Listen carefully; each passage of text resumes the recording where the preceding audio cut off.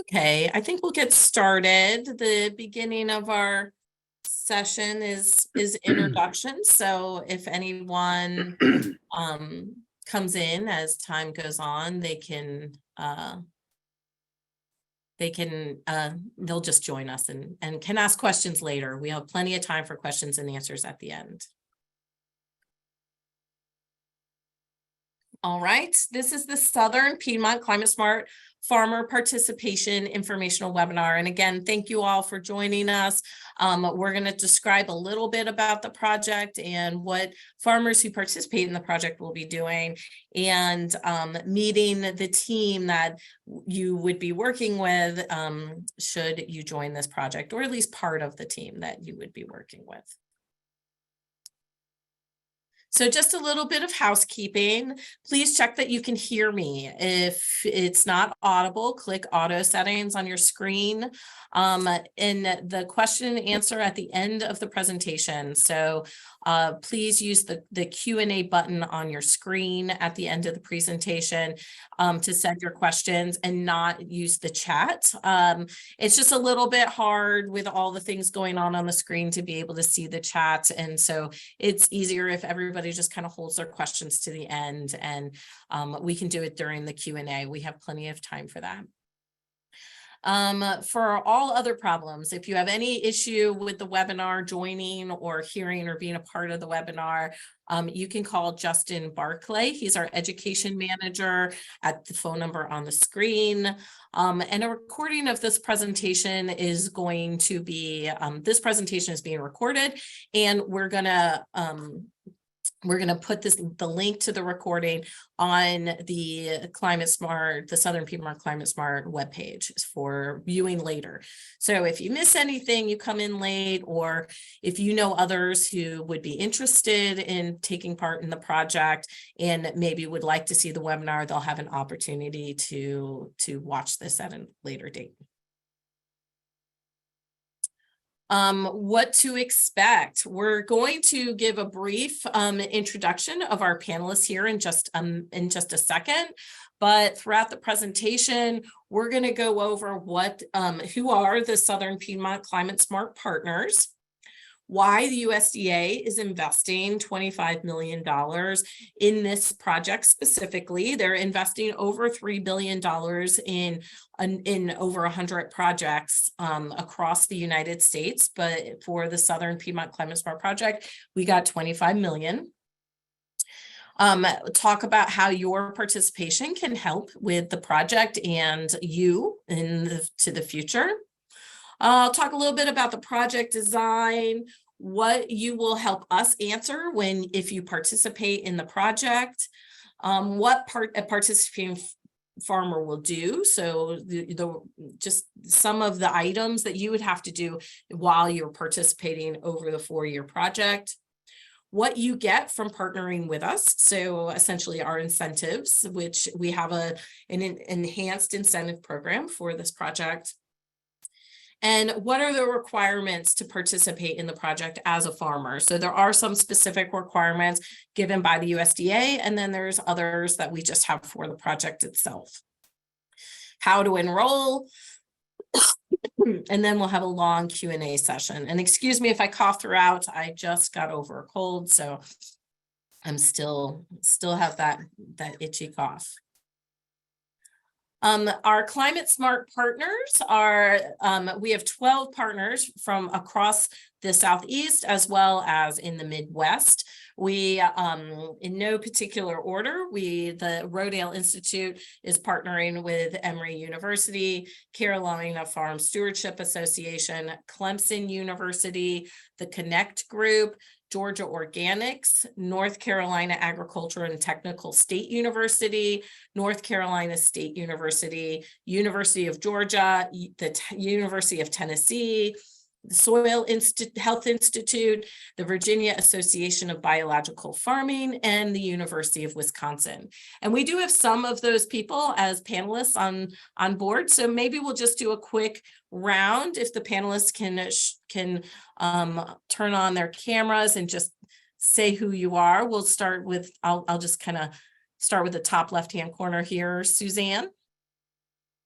Hi, good afternoon, everyone. I'm Suzanne Girdner. I'm the Director of Programs at Georgia Organics, and our mission is to invest in organic farmers to heal our communities and the land, and look forward to partnering with farmers in Georgia for this opportunity.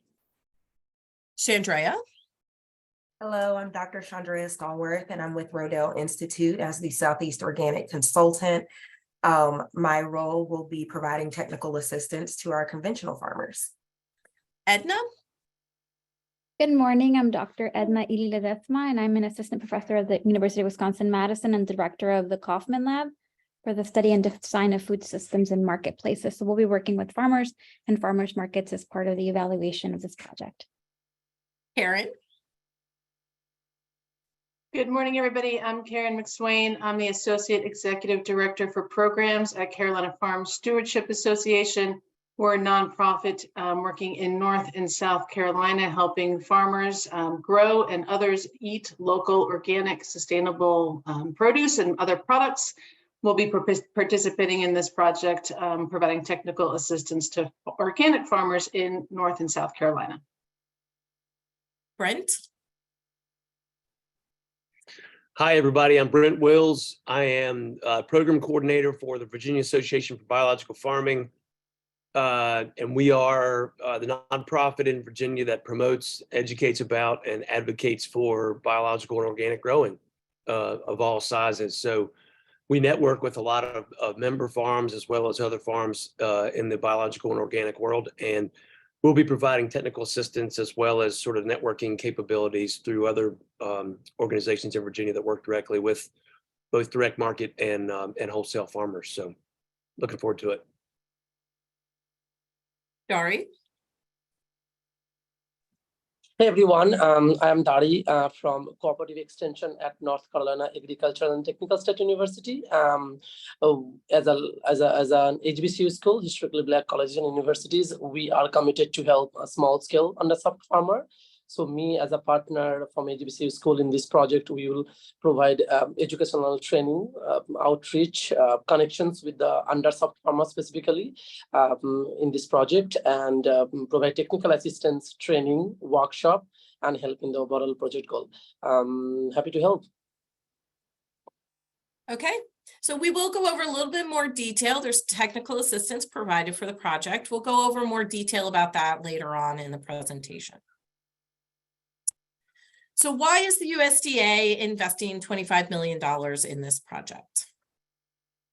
I'm sure many of you have already heard about that the climate is changing and that greenhouse gases are increasing. So the EPA has estimated that 11.2% of greenhouse gases in the US came from the agricultural industry in 2020. That is a really large percentage of greenhouse gases for one industry, and one industry that could, using better and different farming practices, change and reduce.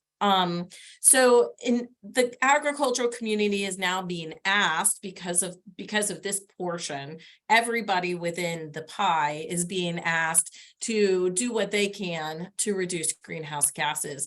And the agriculture community is as well. And so you might wonder, like, well, what does this have to do with me? Greenhouse gases, I'm just one farmer, and this is such a huge global issue. How can I participate? How can my participation help with this? And how does this actually impact me? And so I'll just give a little bit of information about that. So the temperatures in the Southeast are increasing. I think we all have noticed that the number of days above 86 degrees have been increasing over time. And we're seeing, if you look at this map on the left side, that's what you are adjusted to. This is from up to about 2009, what was happening in terms of number of days above 86 degrees. The darker the color, the more red the color, the more number of days above 86 degrees. This is important to understand because the 86 degrees is the threshold for making a farm for photosynthesis and for plant health. So the high once the temperatures surpass 86 degrees, plants start to stress and their yield starts to stress.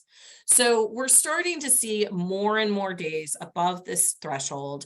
And it's expected that it's going to increase to 32 to 58 days above 86 degrees in the southeastern United States, just in this region by 2070. So as time is going on, those temperatures are increasing, and that impacts your yield. It impacts the type of vegetables you can grow, what kind of produce what kind of produce you get and can grow, and obviously your crop planning and just a lot of your daily activities on the farm.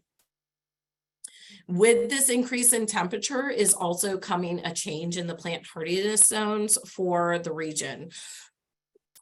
In the southeast, we're seeing that the right here, which is about zone 9, used to be mainly in southern Florida, and by 2070, zone 9 is going to encompass the southeastern coastal plain. And so that's going to cause a lot of changes, and the changes that are coming with that, the changes that are coming with the temperature and the overall plant hardiness zone, those changes are going to come erratically. It's not just this linear line that happens all at once. It's things that happen in changing weather patterns that impact your farming every season. So the impacts on the regional weather are markedly different weather patterns from one year to the next. I think we can all say we've been experiencing that, where, it's difficult to plan what you're going to grow one season to the next, because you don't know if it's going to be a long spring and suddenly a sharp frost late in the season, or if there's going to be a lot of rain, or if it's going to be dry. It just keeps changing, and that's just going to increase as time goes on. Increasing average annual temperature, like I said, we're going to be going above the 86 degree threshold more and more often, stressing plants, increasing soil moisture loss. We're going to have more extreme hot days, again, more and more days over 86 degrees. Less freezing nights. The freeze-free season has already increased by 1.5 weeks. So increasing that impacts farmers and you in so many ways. It changes the seasonality of which you can grow things. Sometimes for the better, it extends the season and makes it so you can get more out of it. But then also it shortens that freeze time, which can impact flowering times, and it can impact certain vegetables that you're growing, and as well as your insect pressure. Changing rainfall patterns, extreme rain events followed by dry periods will become more and more common. We've definitely been seeing those over the last few years, where it'll just downpour for, inches come in a day, and then you don't see any rain for another couple weeks, and suddenly your soil is super dry. So this is just going to continue to come. And the impacts that this has on you, I'm sure you've already been thinking about that and understanding how this impacts you. But the higher than normal max temperatures in July and August, they're already leading to a decrease in crop productivity in the region. The drier summers and wetter falls stress crops and reduce yield. On-farm flooding and drought events, again, these downpours of rain, and then suddenly it's dry for long periods of time. It becomes more and more common, and it's harder to manage the crops that you're growing. And then the ability to grow the same varieties you're used to are changing. So as the plant hardiness zone shifts, so will your ability to grow what you're used to, and what culturally we're used to having grown in the Southeast.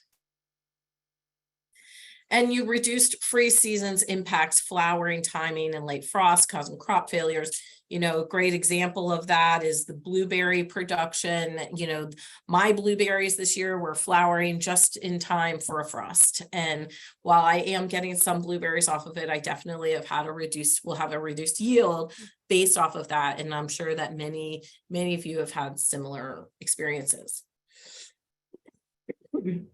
Reduced freeze season influences pest pressure.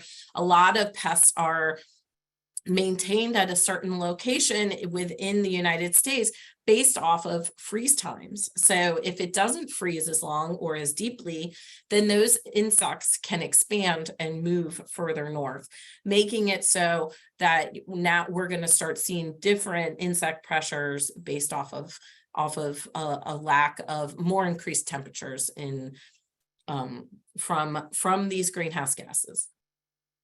And the higher the greenhouse gas emissions, the more intense these outcomes can become. And that's why it's so important and why the USDA is investing this money into these projects. It's to try to figure out ways to, in the farming sector, reduce greenhouse gases.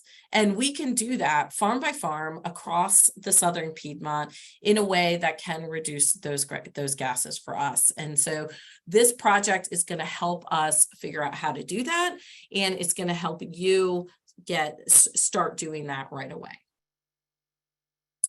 So your participation can help. You will help us understand how the Southern Piedmont farmers can reduce greenhouse gases. There's a lot of data in California. There's a lot of data in the Midwest, and there is some data in the Southeast, but not as much as in other locations. So this is your opportunity to participate and really learn how your farming practices can help reduce greenhouse gases.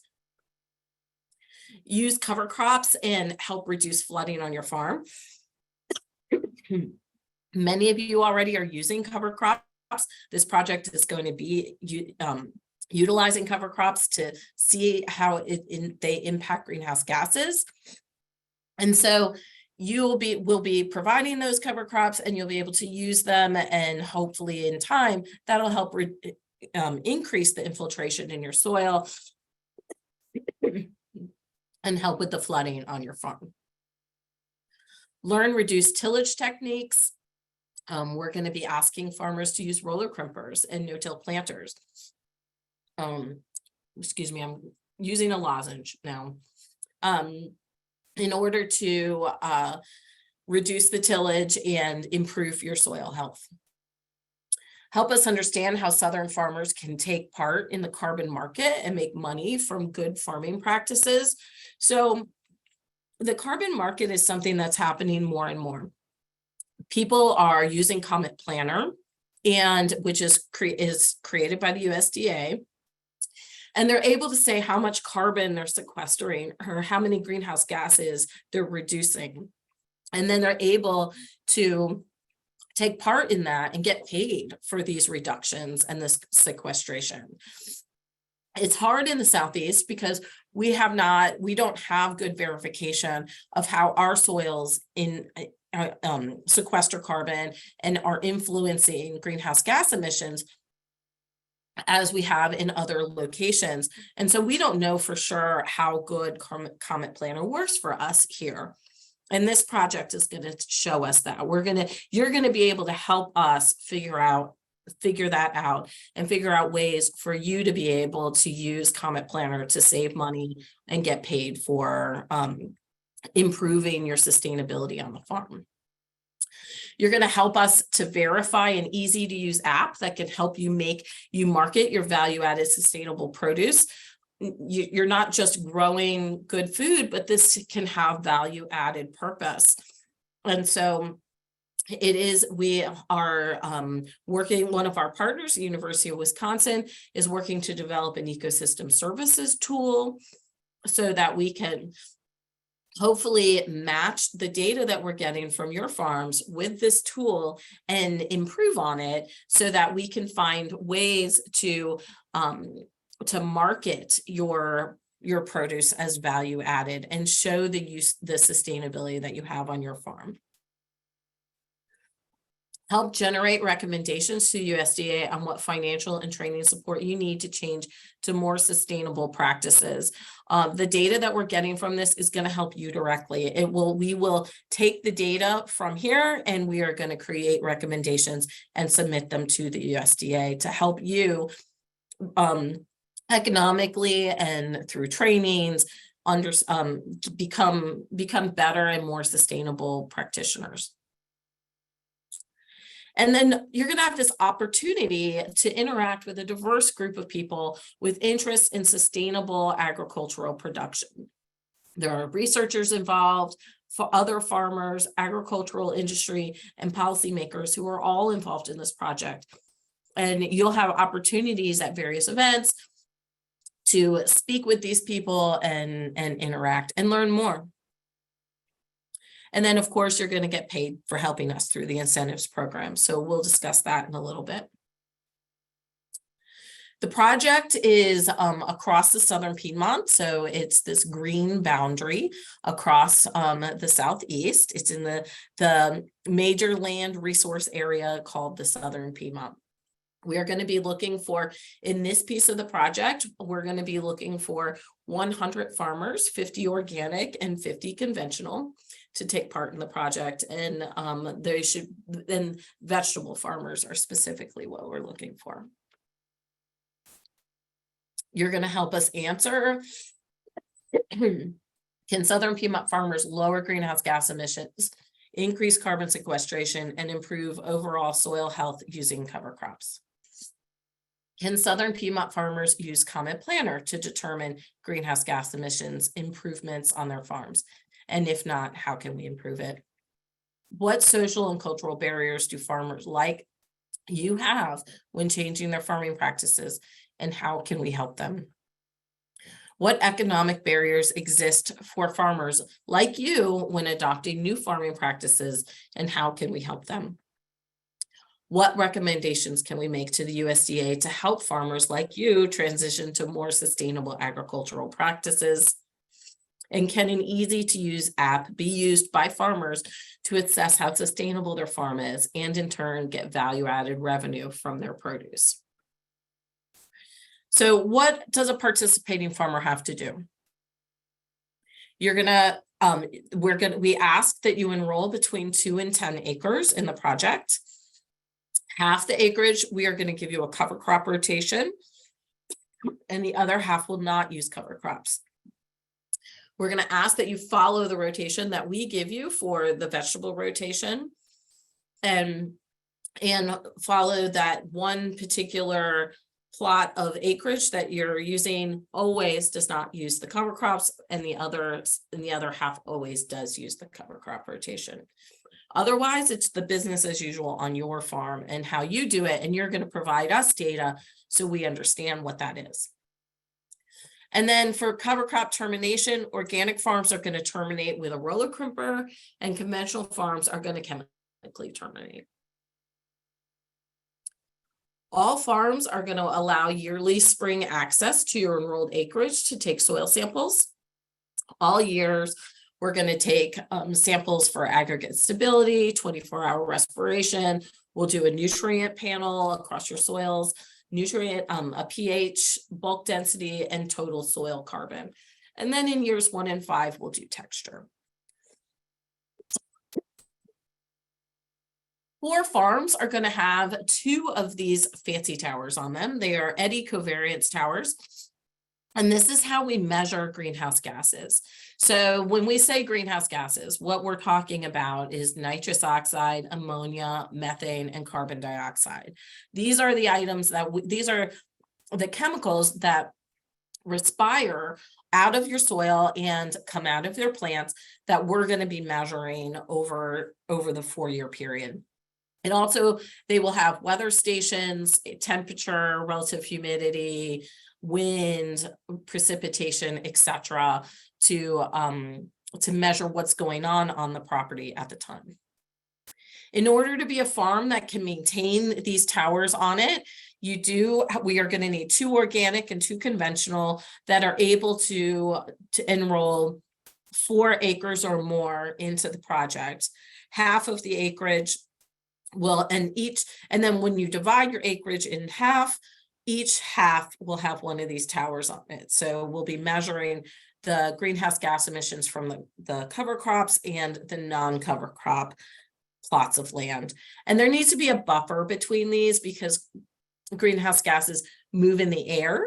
So if there's a tree line or a field that's not being farmed between those buffers, something like that. But we'll have to, so we need 4 farms in total who could participate in this way for these towers. You're going to complete Comet Planner annually. It's the USDA's carbon market. This is the app that the USDA uses in order for you to be able to verify how much soil, how much carbon you are sequestering, and therefore join the carbon market. You will provide economic information from the enrolled acreage. So things like your crop yield and your price of crops, your crops sold for, the inputs you put on the farm. So the amount and the price of seeds, the passes of machinery for each of the different each of the different plots, fertilizers, chemicals, etc. Just your overall economic costs for each cover crop rotation and non-cover crop rotation piece of your property. You'll provide details about your age and the number of years you've been farming, etc.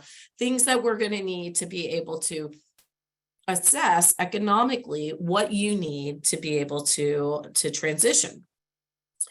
And your total farm acreage and how much you have sustainable production. So how many acres do you have in cover crops? How much is no-till? How much is mulch? Whatever you have. And if that changes over time. Much of the data that you're going to be contributing will be reported via an app on your phone, and we will do trainings to show you how to do that. And through that, you're going to be able to request technical assistance, enter data, pictures, videos, interact with the research team, and provide verification of completed tasks so that we can provide you the incentives that you're going to get for the program. Data verification comes between the researchers, the technical assistants, and you. So again, you can have your technical assistants. You will be connected to a technical assistance provider, so you can communicate directly with that provider through the app.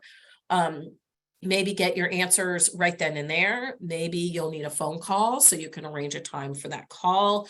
Maybe you'll need a farm visit, so you can arrange a time for that farm visit all through this app. You'll get real-time feedback on your entries.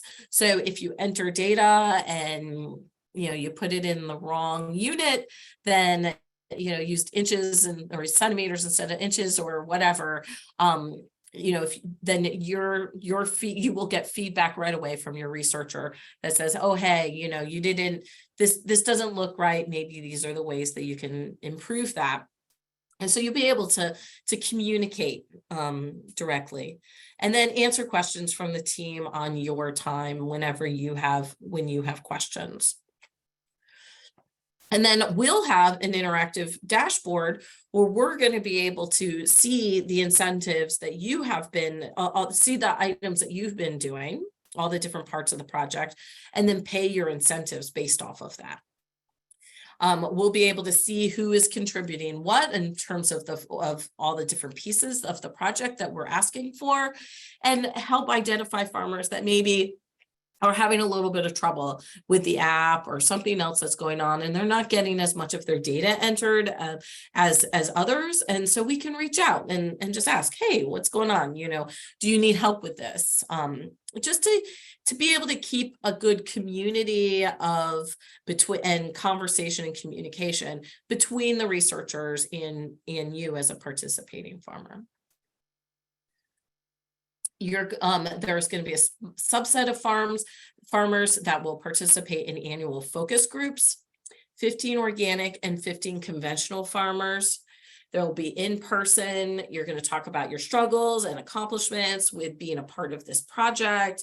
how hard is it for you to transition to using different equipment, or what does your family think about the idea that you're now using more no-till equipment versus something else, and just to get an understanding of what you're going through socially and what kind of training that would help you more to be able to do this project better, what comes up for you through the experience. And you're going to fill out Farm to Facts annually. Farm to Facts has an ecosystem services tool. Edna's going to give us a little bit of information on what you're going to be providing to that app. Thank you, Christy. So, as Christy has mentioned, this is something that we are trying to address in terms of thinking about climate-smart practices.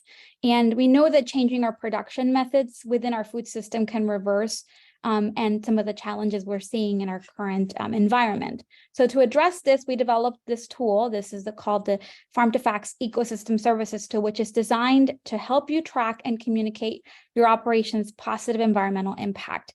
The tool itself, the questionnaire, it's about a 15-minute assessment, and it looks at your it will ask you as a producer questions around 6 key areas that are noted in this graphic.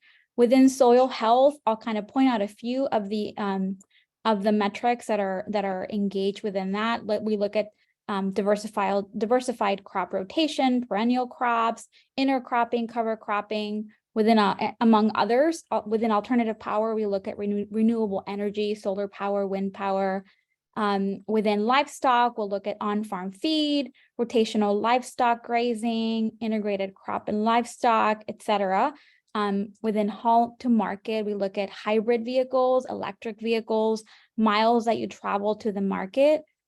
Farm infrastructure, we'll look at kilowatt hours used within the farms, gallons of fuel that are used annually.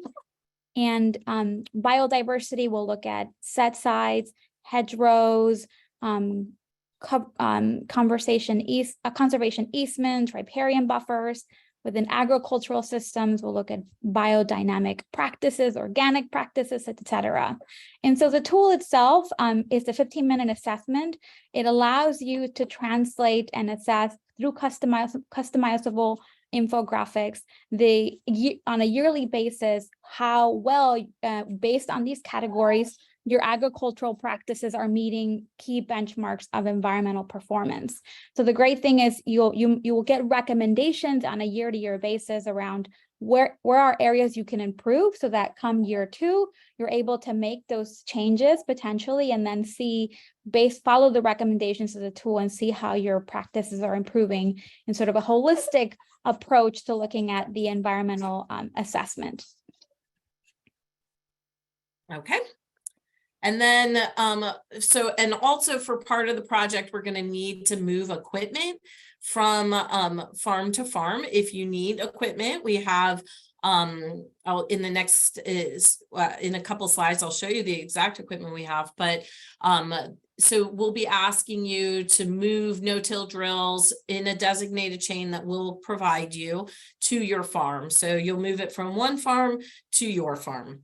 And then someone else will come and pick up the equipment and move it from your farm to another farm. And for the organic farms, so all the farms will be doing that with the no-till drills, and the organic farms will do the same thing in the spring with roller crimpers and no-till planters.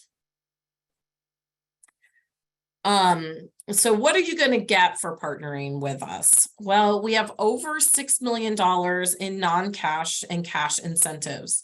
The non-cash incentives are over $2 million. We have free technical assistance on the enrolled acreage that are part of the project. We provide project-related roller crimpers, no-till seed drills, and no-till transplanters as needed. We'll provide vegetable seed for up to 10 acres, cover crop seed up to 5 acres, and up to $1,100 per year in reimbursements on inputs. The cash incentives are over $3 million. We have $1,500 per acreage with cover crops, per acreage that we're going to be using in the rotation of the cover crops per year across the 5 years. $100 per year for the economic information, $50 per year to complete Comet Planner, $50 per year to complete Farm to Facts, $100 per year to participate in Barriers to Change study, $500 to host a field day at your farm if you volunteer to do that, and then $50 to $100 per event to move equipment to your property as needed. We've mentioned quite a bit about the technical assistance. We have a team of organic and conventional farming experts, and many of them are on the panel right now. So I'll just start with left to right. If the panelists want to turn on their cameras and talk a little bit more detail about the type of technical assistance that they can provide. Suzanne? Hi, good afternoon. So for us, for the farmers in Georgia, we'll be working with you on the ground. So that's going to mean troubleshooting issues that might pop up with getting started in the program. And also over time, I think it's going to mean if you're not certified organic, if you're looking to transition, we can provide technical assistance for that as well. In addition to some of our other direct services, which might mean applying for NRCS grants, EQIP grants, or REAP grants, looking at business coaching, really trying to customize and meet you where you're at and growing your business. Karen? Good morning, everybody. So directly related to this project, we have a team of folks who are already started and will be kind of reaching out to our other TA partners on this grant to really put together kind of a comprehensive plan or manual, so to speak, of what you all will need to be thinking of, starting at, site field identification. What field is going to make the most sense to put into this project? Are there any preparation things that we want to do to prepare to, begin this project? Then looking at crop rotations and planning, when you're going to plant those crops, how are we going to, maintain pest pressure in those crops, and then all the way through planting, harvest. So really kind of the whole picture from, right when you get started each year to, when you're harvesting, and then also through this project, helping with some marketing and branding and communicating that these are crops that were grown with climate smart practices. So all that work will be part of this project. And then also CFSA offers a suite of other technical assistance that you might find useful. As Suzanne said, we also help farmers with organic transition, organic certification, other organic production related questions. We offer assistance on food safety, seasonal extension with high tunnels, and general market access. So you'll be able to, take advantage of all of that technical assistance programs that we offer. Shandrea? So for my role, I will kind of be doing the same thing that Suzanne is doing, but for conventional farmers. I will be able to provide technical assistance, any questions that are had, sourcing questions about seeds, use of equipment, locating the equipment, soil health questions. So that will be my role with you all. Patrick? Good morning, everyone.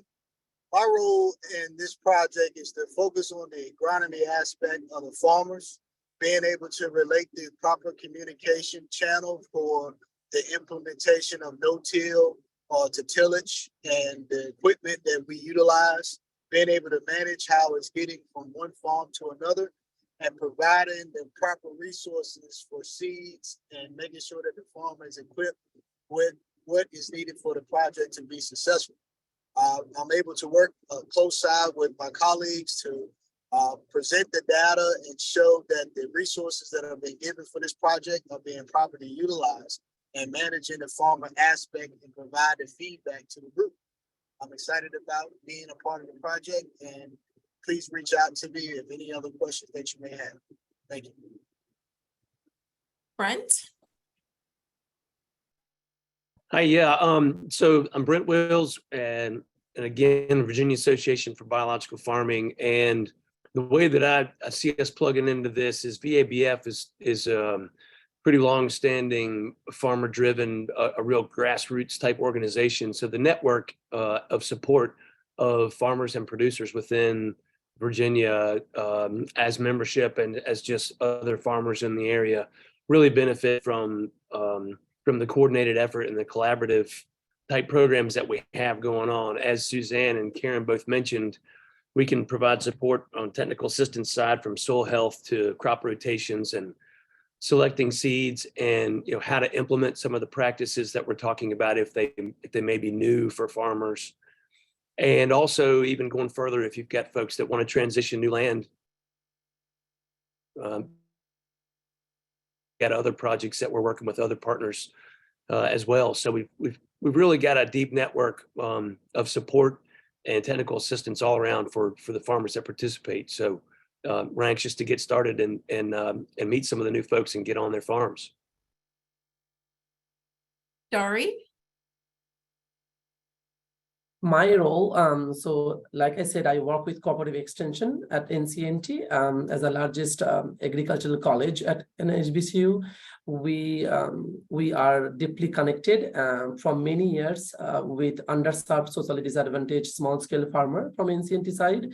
So that's a huge thing, and we do have all this project going on, and this one is a special one because it's like a long-term project, lots of incentives for the farmer. So I would like to make myself available as a soil scientist. So my training is on soil science. So any question related to soil health, like Shandrea said, then Karen said, anything with the crop rotations, cover crops, no tillage, I do have that technical knowledge myself from my experience, as well as good connection, specifically in the North Carolina or in the Southeast in our project area.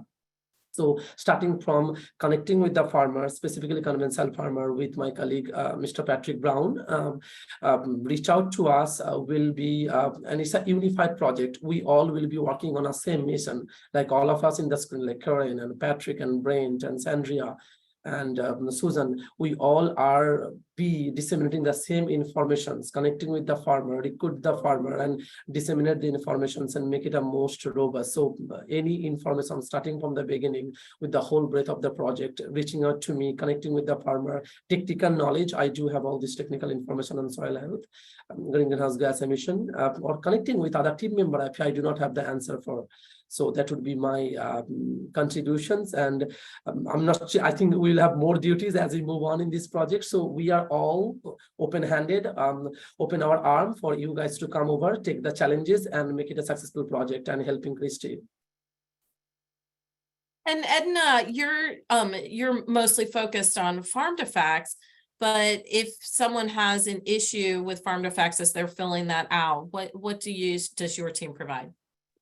Yes, we also offer technical assistance. We have a general email. I can put it in the chat. It's info@farmtofacts.org. You also have access to our email address, but the way that the software operates, it's not an app like Pocket, but you'll be creating a profile and accessing the portal directly online. And then if there's any issues in terms of technical assistance, then you contact our team and we'll be able to sort of troubleshoot any issues with you. Okay, great. So there is a very broad breadth of technical assistance that we have throughout the whole Southeast to try to help make it the experience easier for you and help move this project along. So the idea is to try to be as little of a burden and hopefully financially help you a little bit too along the way to participate in the project and help us learn more about the farming and how the farming in the Southeast impacts greenhouse gas emissions, as well as improve them and help you on the farm. So let's see, where are we at?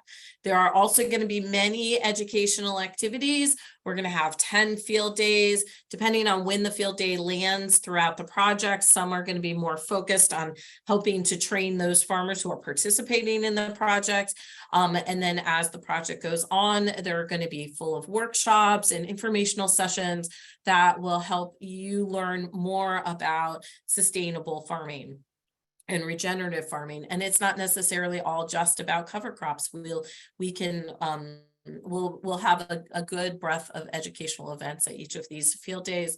There'll be presentations at local local farming conferences that you would be going to already, geared around sustainable agriculture and some of the things that we've learned from this project. We'll have webinars that are trainings specifically for the project, as well as informational sessions on how the project's going and what we've been learning. And then fact sheets that will be geared towards providing information on what we're on farming in the Southeast and how to farm more sustainably, what we've learned from the project, and different informational pieces that will be helpful to you. In addition to that, the Rodale Institute is creating a climate-smart web portal where we'll be providing a space for all of this information to be docked and in one location, so you can access it over time and you know, on your own time, and be able to read things as they come, as we're bringing them in. The equipment for use, as I mentioned before, is no-till seed drill, a no-till transplanter, and roller crimpers. In the requirements for you to participate, the USDA is requiring that you have an FSA number or must be willing to get one. I know that not everyone has that. The USDA is looking at it like this is a good opportunity for you. There's a lot of incentives involved, and they would like everybody to register for that in order to be able to be a participating farmer. You have to be a diverse vegetable farmer in the Southern Piedmont. Your acreage may not be enrolled, that the acreage that's enrolled in this project may not be enrolled in other NRCS cost share programs for cover crops and reduced tillage. You have to be willing to enroll 2 to 10 acres in the project for 4 years. Follow the project planting and cover cropping rotation provided. Provide data via our phone application. Participate in related practice trainings, and allow the project team scheduled access to enrolled acreage for data collection. And then also, of course, we mentioned filling out comment planner and farm to facts annually to be a part of that. And then if you want to enroll, if you're just really excited or you want to learn more, we have on the Southern Piedmont Climate-Smart Project website, the Rodale Institute, we have an application form. We have the scheduled for this webinar, but this is being recorded, and we'll put a link to that on the website. So if you want to see this again or share it with others so they can see it, that can be helpful for some. And as well, we have informational fact sheets and one-pagers and frequently asked questions.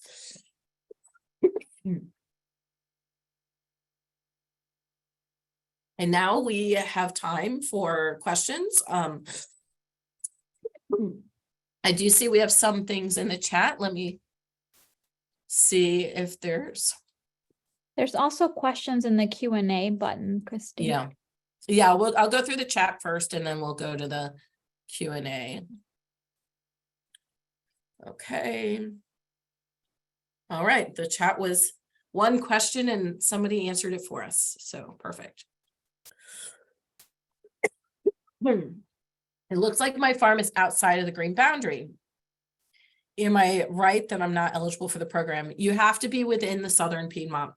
And the reason that is because there are 2 very distinct soil types within the Southern Piedmont, and we want to be able to, in order to really be able to scientifically look at the impact of cover crops and these vegetable rotations on soil health and greenhouse gas emissions, we have to do it on similar soils. So it does have to be in there. However, if you fill out the application anyway, you will be signed up. Even if you're not selected as a farmer, you will be signed up for information about the field days, and you can get other, so you can learn more about what we're doing. And you can also just continue looking at the Rodale website where we're going to announce those things.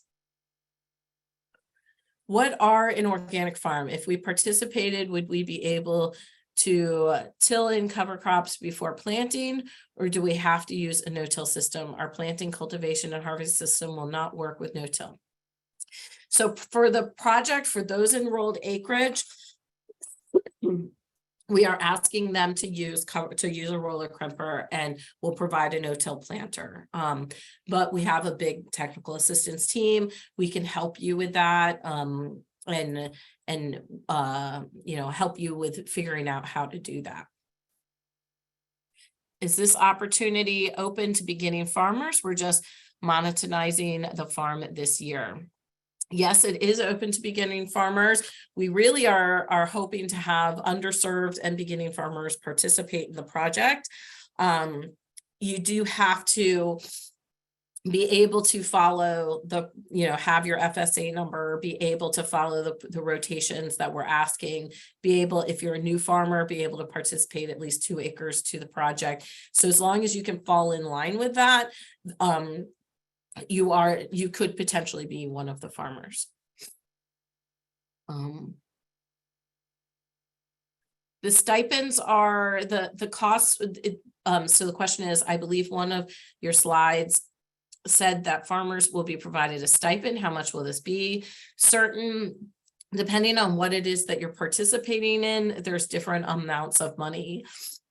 We provide up to $1,500 for per acre for those acreage going into cover crops, and then smaller pockets of money for each of the different things we're asking you to do. So when you fill out farm to facts, when you fill out comment planner, when you help us move the equipment from one farm to yours, each of those are provided somewhere between $50 and $100 depending on the item that you're doing.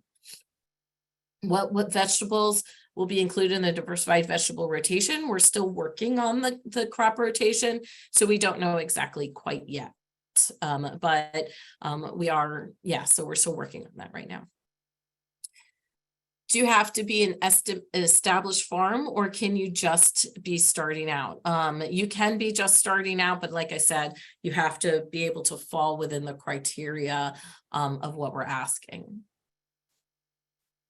If you're not participating in the program, can you have access to the educational opportunities? Yes, absolutely. And you can keep an eye out on the Rodale website. And then also, if you're a member of Georgia Organics or Carolina Farm Stewardship Association or Virginia Association of Biological Farmers, or any of our partners, we will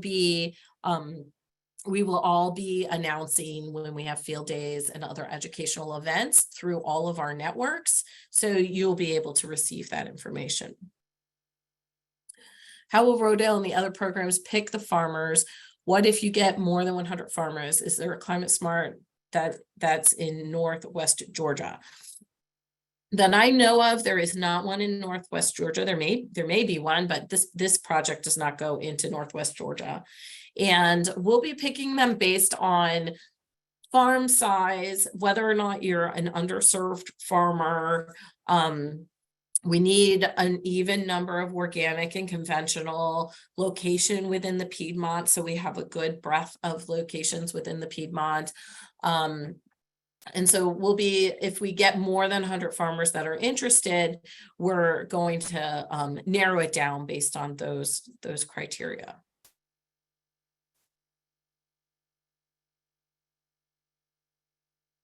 Can alley crop fields with fruit trees and cover crop strips be part of the enrolled acreage? No, it has to be diversified vegetables.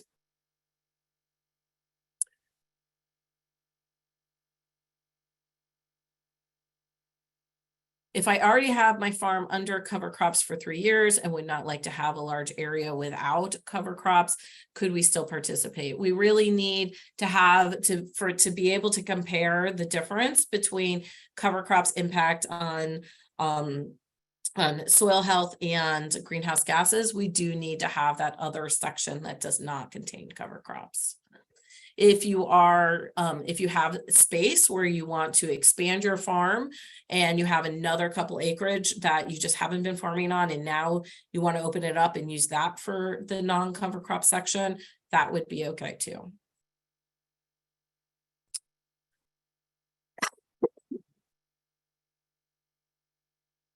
Okay, U.S. House Appropriations Subcommittee on Agriculture passed its 2024 funding bill, slashing fiscal 2024 funding for the USDA by 1/3, in part by eliminating some climate-related funding. How might this impact this project? That I'm aware of, it does not. The funding is here, and we have a contract with the USDA, so that should not impact us.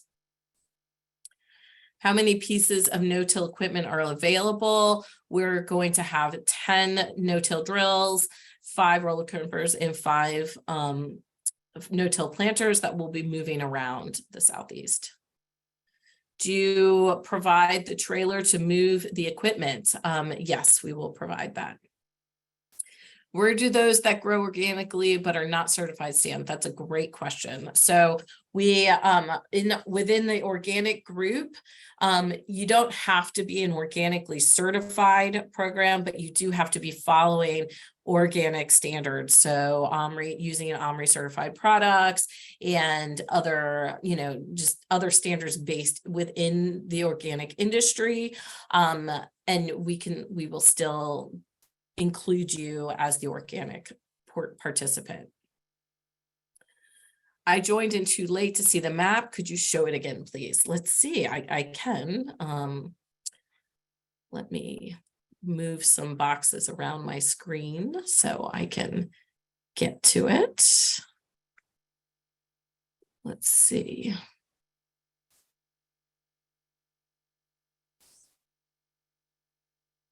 There.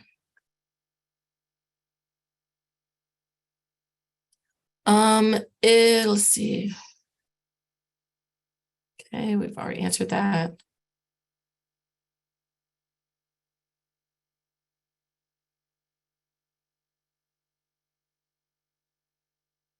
Okay, hi, we're starting a farm that's a little under an acre in size. Are there any good resources or information y'all know of that we can get access to? Is it possible for us to still apply for the program? So no, we do need you to be able to have 2 or more acres. If our technical assistance team want to throw information in the chat about how they can connect about learning more as a new farmer in the area from your programs, that would be great. How big of a tractor do you need to run the no-till equipment? We haven't purchased the no-till equipment yet. So the idea is once we have the majority of our farmers onboarded and we know what the equipment you're already using and the size of equipment you're going to use, we're going to base our purchases off of that. I don't know where thank you. Looks like Watauga County is not included. Honestly, I'm not sure where Watauga County is. So it may not be. It's northwest. Yeah. Okay. Christy, there is a question on the chat that kind of relates to that comment. Is there a possibility of sharing this map with an overlay of county lines so that people are kind of better able to? Yeah, I can put that on the website. I can't do it in this moment, but I can add it to the website.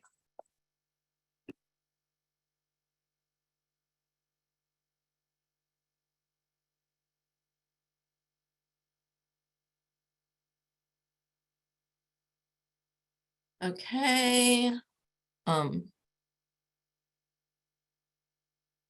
Okay, the small farmer that was asking those questions is an hour southeast of Atlanta. All right, I'm just going to go through the chat. I think, did we hit all those questions in the chat?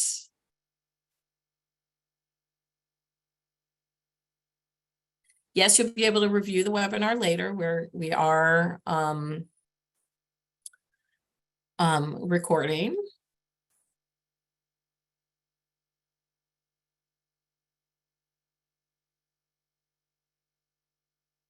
So there isn't a way to put your town into the map, but I will put the counties on there, and that hopefully will be helpful.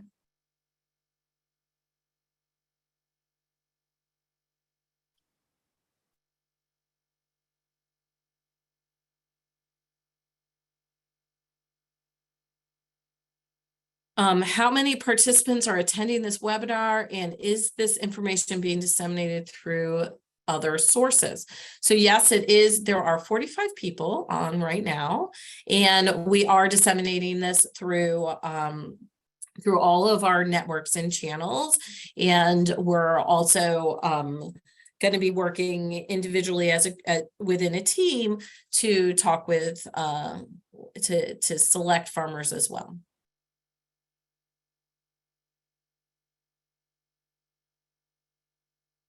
So I think we've gotten most of we've answered most of the questions. Does any of the panelists have anything they want to add, or? Christy, can I just add something? I think I saw a question. Someone is asking, I am outside the green line. That is one question. And someone else asking, I am in Martin County, North Carolina. So if anyone outside the green line, will they be still eligible? If you don't mind answering. Yeah, no, we have to have the people within the green line because of the soils, the common soils that are found within the Southern Piedmont. Once you go outside of the Southern Piedmont to the south of it, you're in the coastal plain, and it's a lot sandier soils than what we experience in the Piedmont. And if you go more north, you end up having more organic matter and other soil types. So it's we are trying to stick within the Southern Piedmont. Follow-up to that, is there any way we have a map populated, having all the counties populated in the map? Because I think someone was asking, and Brent was asking that too. Yeah, I will put a map on the website on the Climate-Smart website with the counties on it. I can add that. Christy, I may have missed this while I was reading other questions, but did you answer the size tractor needed to pull the equipment? Well, I answered it with, we don't know yet. We're going to wait until the farmers have been selected, or at least a good number of farmers have been selected, so we can see what equipment everyone is using. If it turns out that a lot of our farmers are small and are using BCSs, we'll modify the equipment based off of that. And then I'm sure we'll have some bigger farms that are using larger pieces of equipment. So we're going to modify what we purchase based off of the farms that we have enrolled.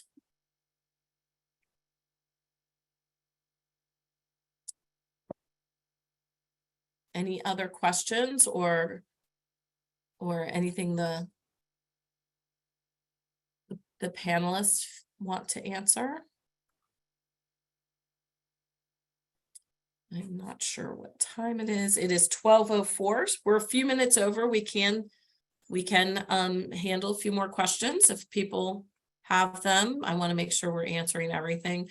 And if you do have more questions, you can reach out to me. If I don't have the best answer for those questions, I will definitely reach out to our team and get those answers for you.